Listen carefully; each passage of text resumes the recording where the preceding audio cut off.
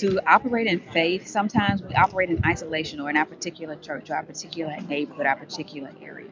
But to have Christians and Jews literally from around the world together, supporting each other, it is refreshing. And it's an amazing opportunity for us to have a plan or a prototype or blueprint on how we can move forward together. One of the first stops for this mission of 1,000 pastors and Christian leaders is the Nova Memorial in Rain, near the Gaza border, a site where the scale of the massacre confronts every visitor. The delegation is in Israel for the largest Christian gathering ever held in the country, bringing community leaders from across the United States to see the aftermath of October 7th firsthand. 1,000 pastors together, 1,000 people of faith. It's amazing. Well, the United States is a huge country, and we're from all over the country gathering here to pray together, to pray for each other, to pray for this country, and hopefully bring some unity, and hopefully we'll grow to more than 1,000 to 10, 20, 100,000 or more. Here is a group of people who are ardently standing with Israel and the people of Israel. And it's bringing together people from many nations and many tribes, as you can see. And I believe that this is planting seeds that's going to change the perspective and the narratives for generations to come. For many in the group, Nova is the starting point of an intense journey. The delegation will travel across the country, from ancient Shiloh, the first capital of ancient Israel, to prayers at the Western Wall, and take part in major forums where pastors will hear from senior Israeli officers, brevet families, and released hostages.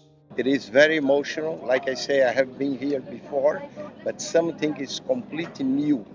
This time is very new, and I feel deep for the loss of those young people here.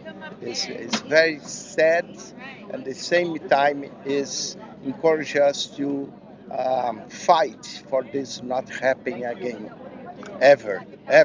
There's an opportunity here like never before to seize upon this and help turn the narrative, but I'm also deeply concerned because it does appear that Israel's enemies really have a monopoly when it comes to your higher education institutions, when it comes to your different political machines and governments, and also media. I'm deeply, deeply concerned about that. So it's a heavy lift, but I also know that our God is a mighty God, and our God is mighty to save.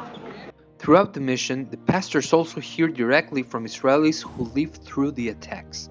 Several released hostages addressed the delegation, expressing gratitude for the support they've received and giving the group a clear sense of the human toll behind the headlines. In the bigger picture, we together are fighting for sanity and for basic humanity in the world, which seems to diminished in different places in the world.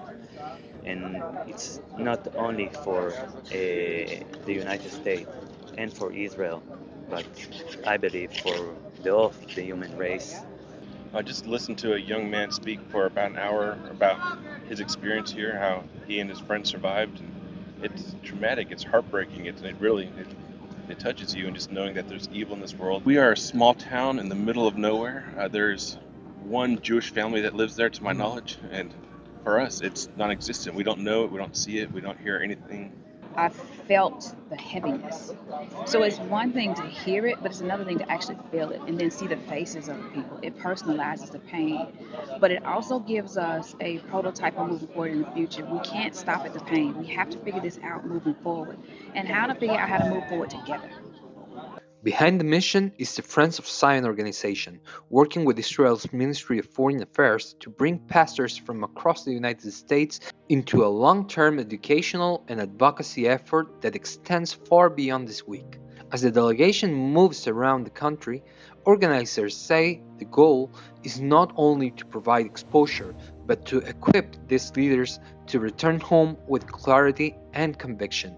We are launching in 2026 a global online ambassador program to train 1 million pastors and 1 million churches and with this concept. And we're going to go global, all over the world, with training them. Listen, this has been my life since Menachem Begin. And so I understand ideology, and we have to win the hearts and the minds. because demons don't clear customs. And when you have a country like people like the Gazans, Palestinians, who believe in radical Islam, they don't believe in a Jewish state. They only believe in an Islamic state and no Jews. So we have to wage this war. Israel's tiny.